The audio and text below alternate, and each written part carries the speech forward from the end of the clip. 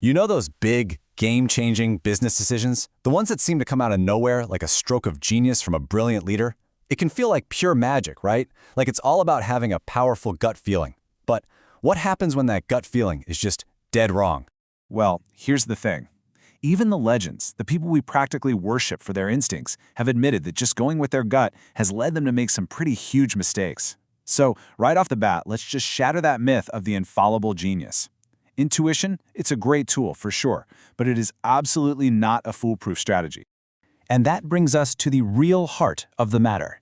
If even the absolute best in the business can get it wrong, how can the rest of us stack the deck in our favor? What's the secret sauce that separates a wild guess from a winning, reliable decision? Well, that's exactly what we're going to break down. Okay, so here's our game plan. First, we're going to talk about the difference between guesswork and greatness. Then, we'll dive into a blueprint for scientific research. After that, we'll walk through a real-world problem-solving playbook. We'll also touch on why this isn't the only way to think. And finally, we'll wrap up with how all this helps you make much, much better bets. So let's start with that big gamble. Look, a great hunch feels amazing when it pans out. We all love that feeling. But basing huge, company-altering decisions on intuition alone, that's kind of like betting your entire company's future on a single spin of the roulette wheel. There has to be a smarter way to play the game. And there is. The perfect antidote to pure guesswork is scientific research. Now, hang on, don't let that term scare you off. In the business world, all this really means is having an organized, systematic, and data-based way to look at a problem. It's how you shift from saying, I think this might work, to saying, I have solid evidence that this is the right move. So, to do this right, we need a kind of blueprint. You see, any truly powerful investigation has 8 key features, or hallmarks. Think of these as the ingredients that make your conclusions solid, reliable, and trustworthy. And here they are, the whole shebang. This is basically your quality control checklist for good thinking. Each one of these is important, but for our purposes, I want to zoom in on 2 that are just absolutely non-negotiable in business: rigor and objectivity. First up, rigor.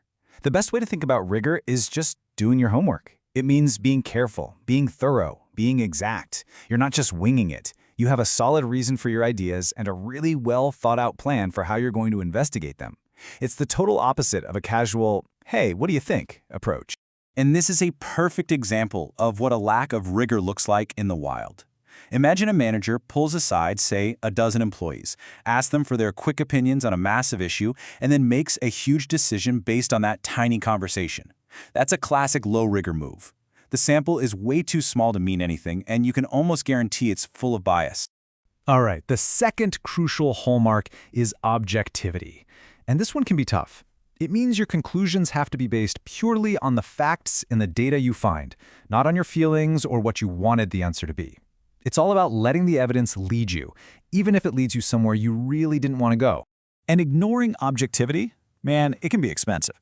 Let's say your research shows clear as day that giving people a raise won't actually improve their job satisfaction. But you go ahead and do it anyway because it just feels right. You've just thrown a ton of money and time at a solution that won't solve the real problem.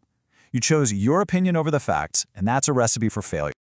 Okay, so we've got the principles down, but how do we actually put them to work? That brings us to our playbook, the 7-step hypothetico-deductive method.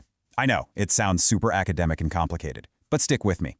It's really just a logical, step-by-step process for getting from a vague problem to a tested solution.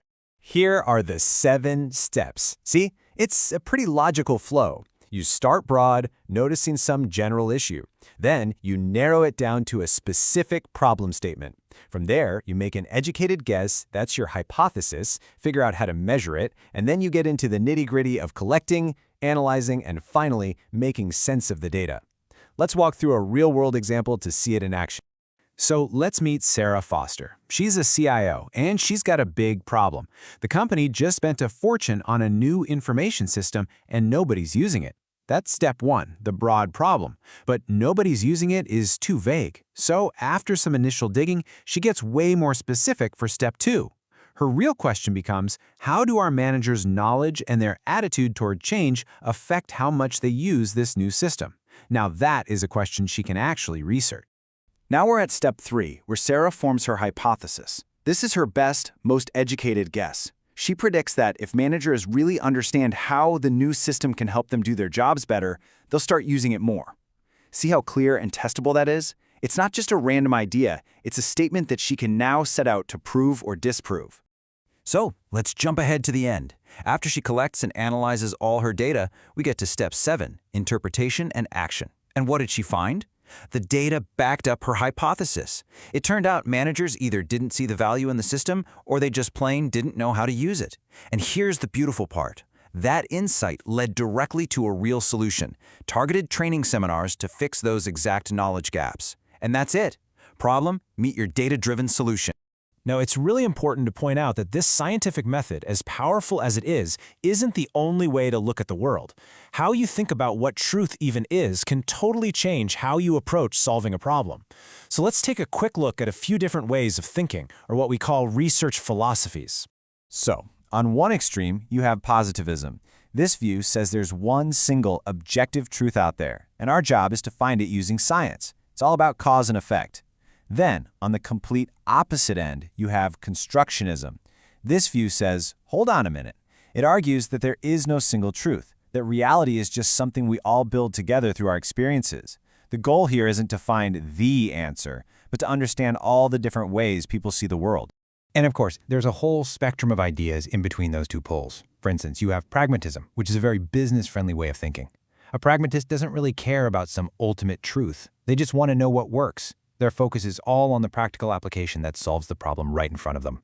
The big takeaway here isn't about memorizing these terms. It's just knowing that there are different tools for different jobs, and the right one really depends on the question you're asking. All right, so after all that theory, let's bring it all back home. How does any of this actually help you make smarter decisions in the real world?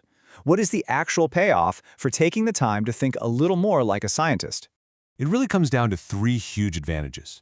First, you dramatically reduce your risk because you're basing your choices on evidence, not just wishful thinking. Second, you boost your confidence and the confidence others have in you because you can actually back up your decisions with data.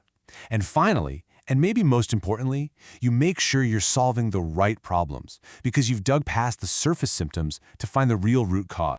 So, as we wrap this up, I want to leave you with one final question to chew on. The next time you're facing a big decision, at work, for your team, maybe even in your own life, ask yourself this. Are you about to gamble with a guess? Or are you going to build with a hypothesis? The choice is yours.